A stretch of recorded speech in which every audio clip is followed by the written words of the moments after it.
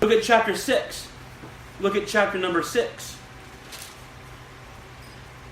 Now it came to pass when Sanballat and Tobiah in Geshem the Arabian, and the rest of our enemies, which I had built, and the rest of our enemies, had heard that I builded the wall, and there was no more breach left therein, though at the time I had not set up the doors upon the gates. Then Sanballat and Geshem said unto me, saying, Come, let us meet together in one of the villages of the plain of Ono. But they sought to do me mischief.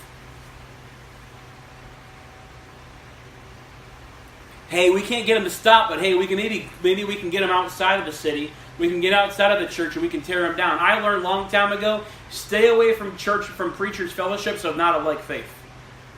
I was in New York and I was preaching hard in New York, and some people other churches started getting saved. I started door knocking and people started getting saved, and they went back to their pastors and their priests and their clerks and their ministers, and they were all getting upset because I was preaching Jesus. I was letting it loose. Only Jesus saves, not words. Amen. Nothing else but Jesus alone. Right. And, they started getting upset. The Methodist comes to me and says, well, these people have been baptized Methodists. I said, yeah, so. And they got saved by the grace of God regardless. Amen. Amen. Praise Jesus. And then this other Catholic comes and says, oh, well, they've received sacraments. I said, I don't know. I don't care. This past week, they received Jesus Christ. Amen. I don't care what your problem is. They said, well, we need to get together. Let's have all the ministers would like to get together with you in town, and we'll get together and we'll just have a conference. And I'm not coming down to Ono. Oh no, don't go to Ono. I have better things to do than to come down from what I'm doing and stop what I'm doing and go down to where you're trying to get, because you're trying to get me. Look at verse number 3. He says, and tell him I am doing a great work, so that I cannot come down. Why should the work cease whilst I leave it and come down to you? Look at verse 4. And they sent unto me 4 times after the sort, and I answered them all the same manner. No, nada, no, zilch, go away. What they do? They meant mischief. They sought mischief. They weren't interested in helping him. They weren't interested in supporting him. They want to do him mischief. That's what it says in verse 2. They want to do me mischief. They weren't in it for the glory of God. They weren't trying to help the work. They weren't going to support me. They're going to tear me down. I'm a little smarter than that. I was born at night, but not last night. But they meant mischief. Well, let's just get together and talk. Let's just get together on the phone and we'll chat about it. Let's just get together. No, I'm good. Thanks. No, I'm good. Thank you very much, though. They meant mischief. Look what they said. They made trouble with the king.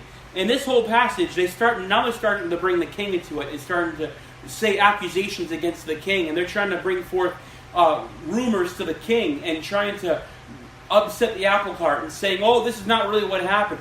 Can I tell you, if the king sent Nehemiah, the king's going to be behind Nehemiah. Yep. Amen. He was proven. He was the cupbearer. He was a chosen vessel. He was a chosen servant, and he was okay. They had faith, but they made trouble with the king. And it says here that in verse number 5, then sent Sanballat his servant unto me in like manner the 5th time with an open letter in his hand, wherein was written, It is reported among the heathen in Gashmu saith it, that thou and the Jews think to rebel. For which cause thou buildest the wall, that thou mayest be their king according to his words. And thou hast appointed prophets to preach of thee at Jerusalem, saying, There's a king in Judah, and now shall be reported to the king according to these words. Come now, therefore, and let us take counsel together. That sounds like blackmail. I've got this letter. I'm going to sign this letter to the king, and it says you're trying to rebel, that you're going to proclaim yourself king. Now come on down and talk, or I'm sending this to the king. Send it. Send it. I'm calling your bluff. Go ahead. Could you imagine Nehemiah sitting there, and he's like, oh man, I'm going to get wiped out. I'm going to die. I'm here on a letter from the king, and he's going to go cause trouble with the king. He's going to slander me and gossip me with the leaders, to the leader, to the one whom I serve, the one I answer to, and they're going to bring all sorts of accusations. What am I going to do? I tell you, it's a sad day when Christians go this route. Yeah. I'm telling you, this guy so far has caused a lot of problems has caused a lot of problems to the work of God. Would you agree? Yep. He's caused all kinds of problems. Are you surprised that he got kicked out, that he got thrown out on his ear? Not the least bit. Look at it. Let's keep on going. Where did I leave off? I'm going to leave it off in verse number 8. Then I sent it to him, saying, there are no such things done as thou sayest. You stinking liar. You're making things up. But thou feignest them out of thine own heart. For they all made us afraid, saying, their hands shall be weakened from the work that it be not done. Therefore, O God, strengthen my hands. He went to God. He didn't sit back and call other armies. He just said, I'm just praying to God.